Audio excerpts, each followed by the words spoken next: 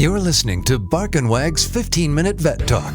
Each week, your host, Polly Requa, interviews veterinarians and individuals in the pet industry from across the nation answering pet questions. Bark and Wag podcast is produced weekly for your enjoyment, and show notes can be found at barkandwag.com under the podcast tab. That's BARKNWAG.com. Please remember to subscribe to Bark and Wag 15-Minute Vet Talk. Bark and Wag 15-Minute Vet Talk is sponsored by BarkBox. Every month, your pooch receives a theme box filled with treats and toys. Dogs get so excited for the shipment. For a free extra month, visit barkbox.com/vettalk and receive an extra month when you subscribe to a 6 to 12-month plan. Free shipping within the U.S. Please remember to subscribe at barkbox.com/vettalk. Welcome to Bark and Wag 15-Minute Vet Talk. I'm your host, Polly Requa. Today we're talking to Kersti Nieto, trainer at Dog Training Camp USA in Raleigh, North Carolina, on tips for the holidays on how to have your dog be a good dog. Welcome, Kersti. Hi, Polly. Thank you for having me. Yeah, thanks for coming back. I thought it would be appropriate since I have obviously 2 dogs, and during the holidays, they'll start in the hallway, and by the end, they are underneath the table with their nose by your knees trying to beg. Yeah, or picking on the guest that's going to pay them the most attention. Yep. So I thought maybe I could have you on just to discuss a few tips on things that we can practice now before Thanksgiving and the holidays, Christmas and Hanukkah, to make sure that our dogs are well behaved, which I'm not sure that would ever happen with my dogs. Well, it's good to start practicing now so that you're not caught in the moment, Christmas Eve or just whenever a lot of family comes over. Mm-hmm. If you kind of get a start ahead of time, you can practice when you don't have a lot of distractions, and then it's going to be easier for your dog to understand what you mean because it will kind of be habitual for them. Yeah, right. Exactly. Especially like for the cocktail parties, growing up, we had a golden retriever, and she would assess the room. And if there weren't any family members, she'd go after the cocktail table, where all the appetizers were located. And if we were in the room, she, of course, was sitting perfectly, minding her own business. Yeah. Very smart. So what are some tips? So I think the biggest thing you can do is, if you're not already always working on that with your dog, to practice some leash manners outside the house. And that way you're giving them a little bit of mental exercise, and that's going to transfer over into the house. So, you can set up to practice and sort of pretend like you're going to have guests over. So what you would do beforehand is maybe take 15 minutes where you take your dog outside and go for a walk, but also incorporate some back-to-back commands. So if your dog sits, if they do a down, if they can, hold that sit for a little while and you back away and they're holding it from some distance, that's going to create like some self-control so that they're paying attention to you instead of searching for like all the things they want to bark at and sniff. Not saying don't let them go and be a dog while you're walking, but just incorporate some time where they've got to pay attention to you and some back-to-back commands. I teach a lot of my dogs and clients this, and we call it military drills. Mm-hmm. So they're doing these, they're following really quick commands, and it packs in a bunch of mental exercise in like a 5 or 10 minute period. And then when you come back inside, your dog is like, oh, and all they want to do is hang out and just be.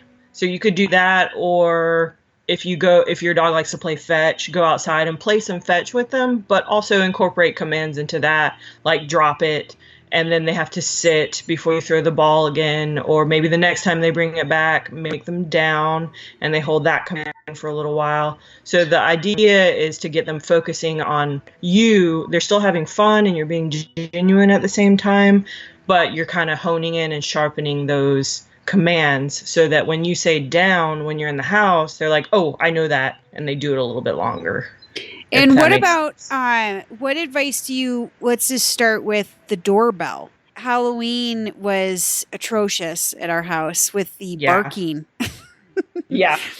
So when the guests come, the good thing is I don't have any jumpers, which I'm sure you should address, the owners that do have the dogs that jump on the guests. But with the doorbell, is there a way to desensitize them? Yeah, so actually, what I do with a lot of my training dogs that live with me when they're here for training, if we're working on doorbell, I either go and ring my own doorbell at off times of the day, and it looks like I'm crazy, but I'll pretend there's someone at the door, and then nothing happens. So I'll ring the doorbell, or I'll open the door up, ring the doorbell, the dogs come running, and I'll just go do something different. You could also download like a doorbell app on your phone, so your phone plays that doorbell, or like YouTube will have doorbell sounds. So I recommend that to different people, and just play it to the point where it stops meaning anything to your dog, and they're like, oh, that's nothing. If your dog is a jumper, one thing, really big thing we work on is asking our guests to come in the door and totally ignore the dog. So a lot of times the dogs go crazy at the door because the doorbell rings, people come inside, and they talk to the dog right away. So the dogs think, oh, doorbell, people are here for me. So that's a really hard task to teach your guests, because we want to come over and visit with everyone, but to get out of that loop of constant jumping or the dogs dashing out the door or going crazy at the door, having guests come in and ignore the dog until they're calm, that's going to take meaning away from that doorbell and the door or door knocking. And one thing I tell people to do is ask their guests to help them. So instead of saying, hey, just ignore my dog, you can say, we're working on some things, or my dog's in training. Do you mind helping me out? And a lot of times that empowers the guests more, and they're more accepting of it. They're like, oh, okay, yes, I'll just tell me what to do. So that kind of makes it a little bit easier. Okay. And do you have any other tips for counter surfing or? Yeah, I do. And you can work on this, when it's not the holidays, but especially if you're working on it now, it's going to be easier later on when everyone's in the kitchen. But we kind of set everybody up to succeed. So, I work on the wait command. So if there are people in the kitchen, dogs have to wait outside of the kitchen, if that makes sense. That way, nobody's underfoot. There are no noses sneaking around trying to see what they can steal. That way you also don't have to worry about stopping your dog when they're already there. So if they have to wait outside of the kitchen, they're not able to be in the position to be corrected. Okay. Sure. And that's not like, don't ever have your dog with you, but it's just, most kitchens you can set a barrier where it's kind of like a line where you can't step one paw into here. So they can still hang out and be there, but just kind of, a lot of times it's between the counter and the refrigerator.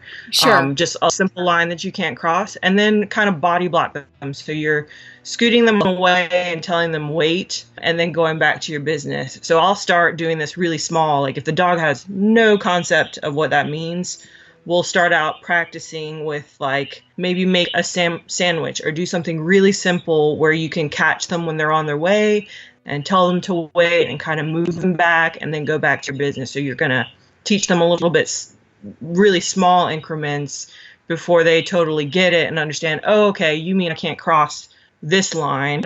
And they start to settle down and hang out, or they go and find something else to keep busy with. But that's the big thing I teach is waiting outside of the kitchen when anyone's in there. And then with my dogs, after I'm done in the kitchen, I let them go in there because then they'll clean up the crumbs or anything anything that's safe that they dropped. Okay.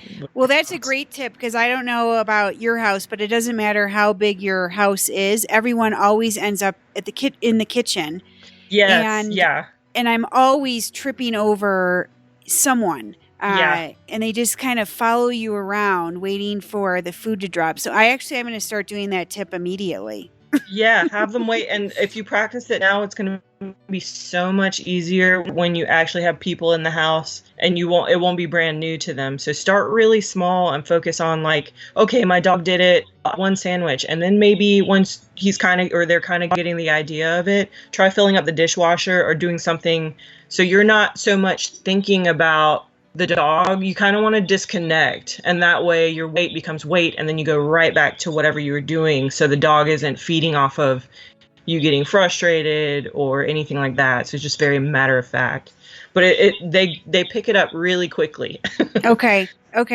Well, thank you for being on the podcast and talking about your holiday manner tips. Yeah, absolutely. And the biggest thing to keep in mind is just giving your dog plenty of mental exercise. And, if they're not comfortable with guests, also giving them a safe place to hang out, like their crate or another bedroom, and having a Chewy or something to stay busy with if they don't appreciate company. Oh, that's a really good tip, to have their crate or their bed available so they can get away from all the energy and high. Yeah, because some dogs don't do well with it, and that's okay. It's just like not everybody is a people person. Sure. But they know their family. So if you're going to have a lot of people over and your dog doesn't like it, just kind of give them something to do. And I still encourage, giving them some mental exercise. So going for a walk first so they're calmer. And then, if they're happier in their crate or another bedroom or the yard, then that's totally fine too. They don't always have to mingle. Yeah, that's a great tip. I always, before any type of dinner party or cocktail party, will take the dogs on a long walk or take them to the dog park during the day. Mm-hmm. Yeah. So and then they're just exhausted. Yeah. Yeah. Okay. A tired dog is a good dog. Yeah. Except ours continue to beg. So that's one thing. That's a whole other podcast. Yeah. Well, have a happy holiday, and thank you for being on the podcast, and we look forward to having you back. You too. Thank you. It's always a good time. Bark and Wag 15-Minute Vet Talk is sponsored by BarkBox. What is BarkBox? BarkBox is a delivery of 4 to 6 natural treats and super fun toys curated around a surprise theme each month. Choose a dog size, choose a plan, 1, 6, or 12 months, and receive your BarkBox in the mail. BarkBox is committed to making dogs happy, working with local and independent businesses. BarkBox supports shelters, rescues, and nonprofits, helping dogs find their forever home. Bark and Wag 15-Minute Vet Talk loves their mission. For a free extra month, visit barkbox.com/vet talk and receive an extra month when you subscribe to a 6 to 12 month plan. Thank you for listening to Bark and Wag's 15-Minute Vet Talk. If you like what you just heard, we hope you'll pass along our web address, www.barkandwag.com, to your friends and other pet owners. Have a pressing question for a veterinarian? Ask your question at barkandwag.com under the podcast tab. This has been a KFR production. Join us next time for another edition of Bark and Wag's 15-Minute Vet Talk.